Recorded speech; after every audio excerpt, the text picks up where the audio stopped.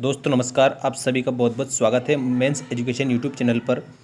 आज इस वीडियो के माध्यम से मैं आपको बताऊंगा 2022-23 और ये विषय हिंदी है। कक्षा 11वीं का जो पाठ्यक्रम हटाया गया है वो मैं आपको बता रहा हूँ। मध्य प्रदेश वाले जितने भी स्टूडेंट्स जुड़े हुए हैं अच्छे से ध्यान रखें। पाठ्यक्रम में से हटाई गई विषय वस्तु मतलब कि आपकी किताब के कौन कौन से पाठ हटाए गए हैं ये आपको याद रखना है। इनको बिल्कुल भी आपको नहीं पढ़ना है क्योंकि हटा दिया गया है इसलिए। तो यहाँ पर आरोह भाग 1 काव्यखंड से क्या हटाया ये देखिए। कबीर के जो पद हैं, पद नंबर 2, अब सेकंड पद है उसको हटा दिया है। संतो देखत जग बोराना, इसको हटा दिया है। इसके बाद में मीरा के पद नंबर 2, पद घुंघरू बांध मीरा नाची, इसको भी हटा दिया है। इसके बाद में आपको ध्यान देना है राम नरेश त्रिपाठी का जो पूरा पाठ था पथिक, इस पूरे पाठ को हटा दिया गया है। और इसी प्रकार से सुमित्रा नंदन पंत जी ने लिखा था ये पाठ वे आँखें, ये भी पूरा पाठ हटा दिया गया है। इसके बाद में जो गद्यखंड है, गद्यखंड से आपको याद रखना है कृष्णनाथ इनके द्वारा लिखा गया पाठ था स्पीति में बारिश, ये पूरा पाठ हटाया है। और इसके बाद में सैयद हैदर रजा इनके द्वारा लिखा गया पाठ था आत्मा का ताप, इसको भी पूरा हटा दिया गया है। अभी मैं आपको पूरी ब्लूप्रिंट भी बताऊंगा, आप ब्लूप्रिंट भी देख लीजिए, ठीक है। इसी वीडियो के माध्यम से आपको ब्लूप्रिंट भी मैं बता रहा हूँ। और ब्लूप्रिंट में जितने भी आपको टॉपिक दिए गए हैं सभी को आप अच्छे से लिख लीजिए ताकि आपको याद रहे कि क्या आपकी परीक्षा में आने का है, ठीक है। तो आइए ब्लूप्रिंट देखते हैं।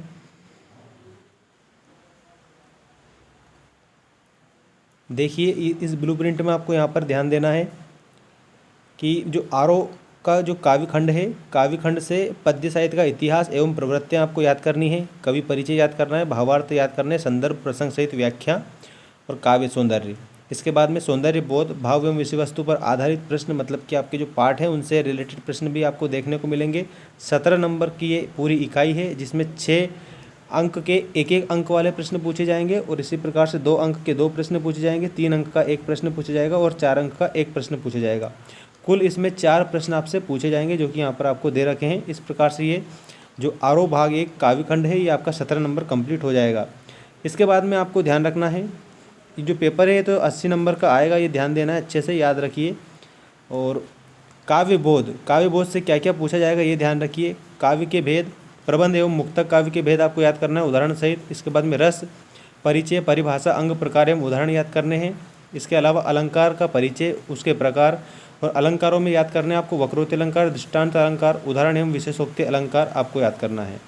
तो ये 9 नंबर के रहेंगे जिसमें 5 नंबर के एक वाले प्रश्न रहेंगे और 2 नंबर के 2 प्रश्न पूछे जाएंगे, ठीक है।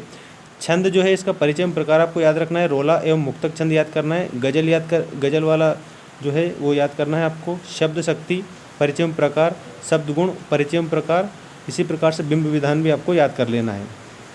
इसके बाद में आरोह भाग 1 गद्यखंड से आपको याद रखना है गद्य साहित्य का इतिहास, विकास क्रम, प्रवृत्ति एवं गद्य की विधाएँ, जिसमें कहानी आती है, संस्मरण, व्यंग्यात्मक निबंध, एकांकी आता है।